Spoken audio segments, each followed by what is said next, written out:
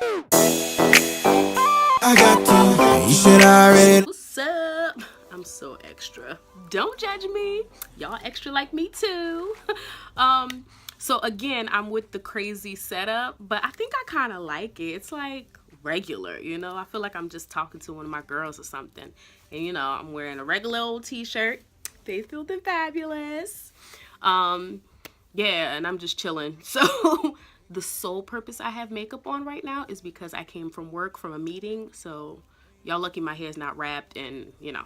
Anyway, so today I wanted to record something that I blogged about maybe a day or two ago called Broken Bae to Restored Bae. So basically what I did in 2015 was 2015 into 2016 is I used those years to let myself heal, to let myself be restored. I know that God has placed in me a desire to be married, and I also knew that, quite frankly, I have a lot of hurt. Like, you know, there was a lot going on. Y'all watched my testimony, so it was a lot that I was carrying, and I thought to myself, I really don't want my husband to have to deal with all that. I really don't think it's fair to have him have to help me unload all that baggage. Like, that was just me.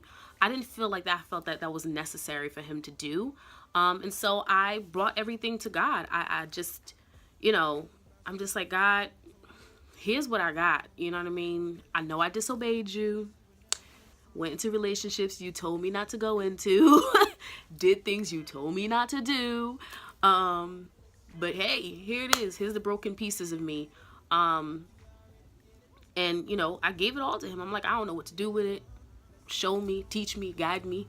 And that's exactly what he did. And it's so amazing. I think if you read some of my blogs from 2016, I think I actually blatantly just say, like, it's like my best year ever. I loved 2015 and 2016 because I felt like I was just like, I asked God to help me deal with all of this stuff, and he actually did. Like, you know, spending time with him in the word, he would reveal things to me. You know, I shared a little bit in my testimony about the fact that he asked me to pray for my ex's, you know, future wife or whatever, and that was a trial in itself. And you know, it was just like him guiding me through healing. And it was tough. I'm not gonna lie to you. It was rough, okay? I would cry. There were times I fought God. Like, I would flat out be like, I'm not doing this. I'm not calling this person. I'm not apologizing. Or I don't feel like praying for this person. Or I don't want to deal with this right now. You know, we went through.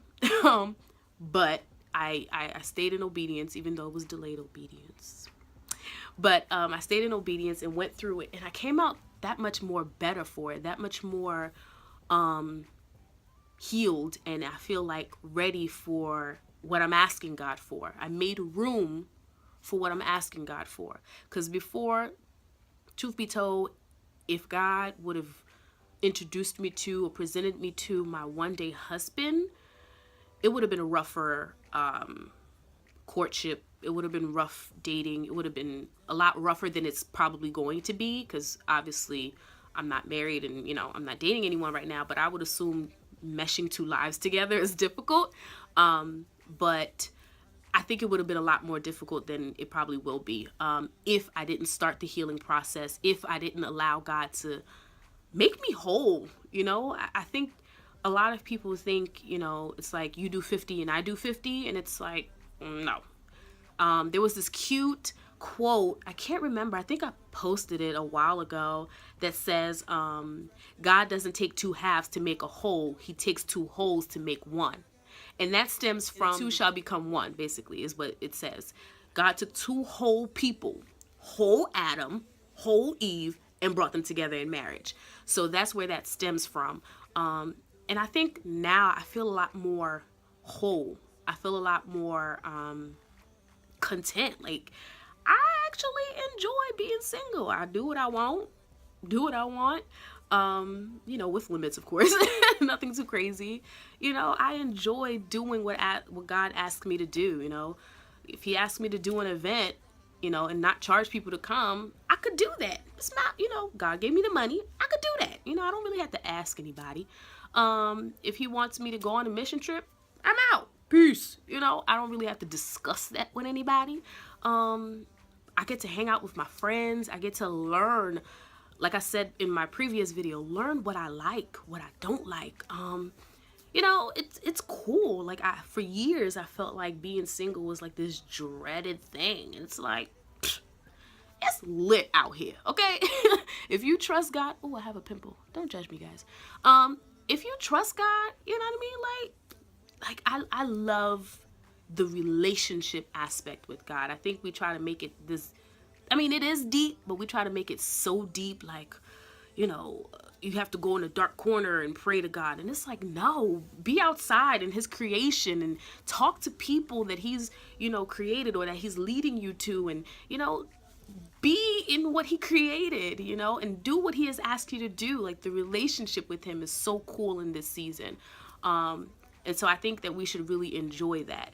But going back to Broken Bae into Restored Bae, part of what I wrote was a couple steps that helped me. I think I alluded to it, and I'm going to read it because I have my laptop right here because my memory is shot. And so some of the steps were basically, it was like 5 steps. So what I did was write all of your hurts down on paper. So daddy hurt, mama hurt, sister hurt, family hurt, your friend hurt, your coworker hurt, your job left you, write that down. Your boyfriend cheated, he did whatever, write it down. Whatever hurt, whatever is that you're holding on to, write it down.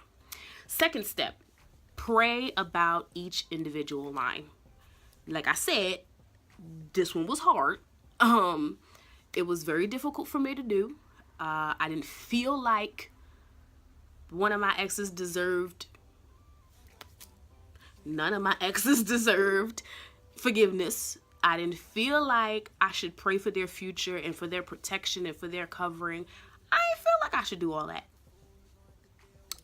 But I did it anyway. And that brought me healing. I didn't even know, but it did. So pray about those things. And it'll be difficult at first because you're like, okay, well, what do I pray for? Like, God protect them, God bless them.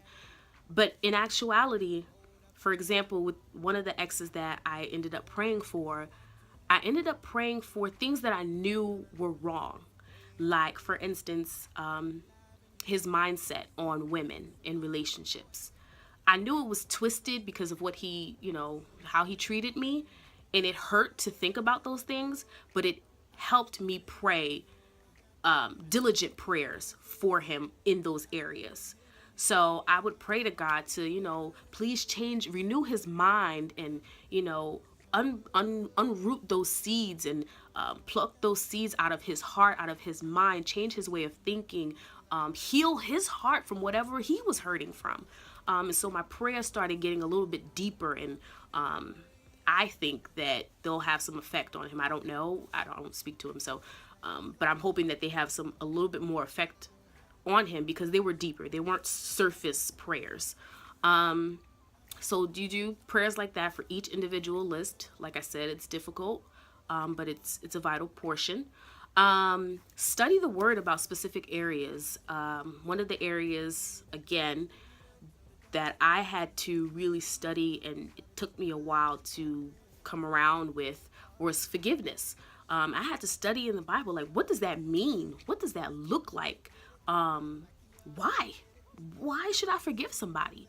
And so in studying and reading and learning about it, it broadened my eyes. It broadened me to understand that, to be honest, he sinned against me, right? And I feel this way. Well, I sin against God on a daily basis. So what about how God feels? Should God not forgive me? The Lord's Prayer. Now I got to go through the whole prayer because I don't remember how it go. Our Father who art in heaven, hallowed be thy name. Thy kingdom come, thy will be done on earth as it is in heaven. Give us this day our daily bread and forgive us our trespasses as we forgive those who trespass against us. So I have to forgive if I want the Lord to forgive me, or if I want to receive, because he already gives forgiveness, but if I want to like actually receive it, you know? So yeah, forgiveness was a subject that was hard.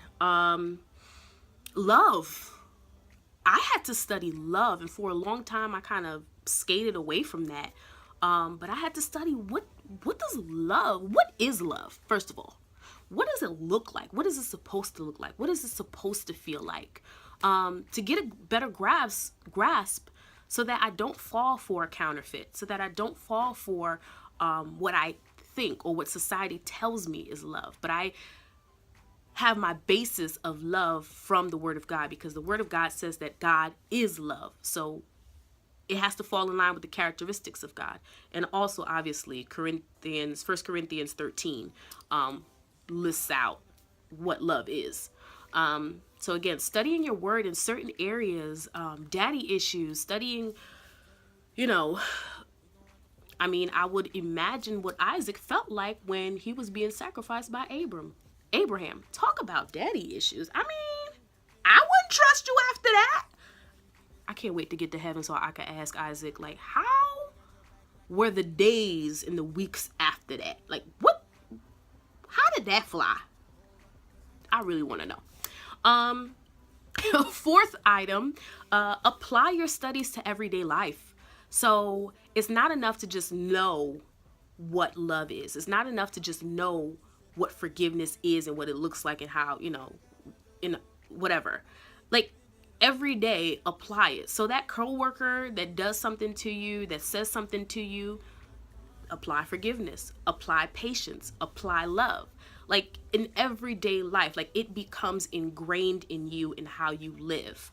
And the last thing, begin to speak life into your future. One of the things is that obviously I had 2 huge failed past relationships. And so my fear is that my future will be the same way. I'll just keep going around this mountain. But I had to stop doing that and thinking, no, like, I'm going to speak life into my future. I'm going to speak, I'm going to be a great wife to my husband. I'm going to be able to submit to him. He's going to love me like Christ loves the church. I began to pray diligent prayers for him, for my family. I began to pray diligent prayers and speaking life into futures for people that I might necessarily agree with, that coworker that I can't stand. I'm going to pray that in the future, their future is bright, their future is changed. They come into the knowledge of Christ, that they change their hearts, that they're kinder, that they're more patient, that they're more loving. Begin to speak life into the future. You can't talk about the future like, oh, that person's never going to be anything. Oh, I'm always going to have some, I can't cuss on my channel, but y'all know what I'm trying to say. The F-boy. Or I'm always going to find him. Or that's the only guys that are out there. No. Okay? We're going to find we're not going to find. We're going to be presented to godly men who love the Lord, who serve the Lord, who are seeking their purpose in the Lord. That's who, we're speaking life into our future. We're speaking life into our children. The next generation is going to know God. They're going to love God. They're going to serve God. They're not just going to fall by the wayside. I know a lot of our generation, like 25 and up, and the older generation, obviously they tend to talk down to the next generation. No, we're not going to do that. I see the problem, but I'm speaking life into it. And I'm praying that God will reverse whatever is happening right now, but I'm speaking life into their future. And so that's some of the ways, those are the 5 ways to be restored and to change the patterns that are going on in our lives, to going from broken person, from a broken woman to a restored woman, letting God heal you. This analogy that the Lord gave me, I really like it. And it was basically talking about the healing process similar to a scab. Like, you have a scab that's growing over a wound that's not really healed. Like, you have to actually pluck the little pieces, and yes, it hurts, but you have to clean out the wound in order for it to heal properly. You have to, dig in there and get to the bottom of it and totally cleanse it out, and so that you don't get infected, so that you don't infect other parts of your body, so that it heals smoothly, so that you're not left with this huge scar, that's leaving you with fear, that's leaving you with anxiety.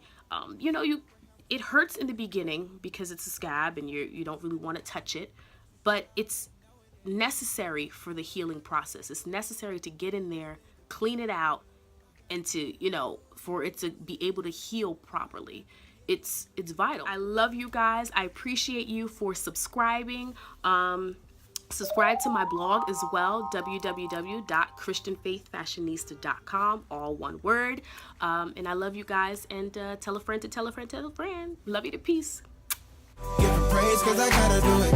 I believe he made a way.